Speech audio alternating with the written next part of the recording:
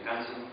Simplemente, como dice Jorge, felicitarlos por participar. Es lindo en democracia. Yo simplemente les voy a contar algo que me ha pasado en la vida, que cuando fui estudiante, allá lejos y hace mucho tiempo, no tuve la oportunidad ni siquiera de poder estar sentado en esas bancas, porque todo el periodo que tuve en el secundario, prácticamente no hubo no tuvo vigente el sistema democrático, quiere decir que teníamos gobiernos que no permitían la participación.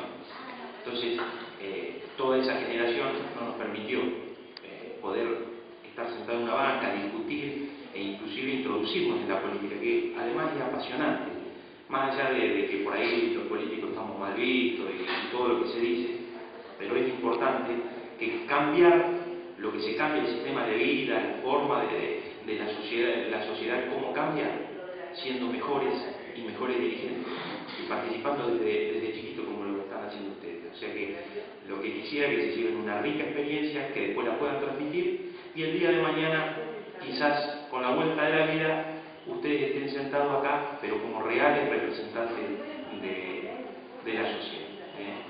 Muchas gracias nuevamente por participar y mucha suerte y muchas ganas de trabajar. Discutan, defiendan sus ideas hasta la última consecuencia, sin pelear, sin agarrarse las piñas como nos agarramos acá, pero no, es un chiste, pero defiéndanlo. Siempre lo más importante es el debate de ideas, que llegar a un consenso, no que el otro piense diferente es un enemigo. Simplemente hay que respetar y tratar de llegar a la mejor idea que dé la satisfacción por todo, a la mayor cantidad de gente.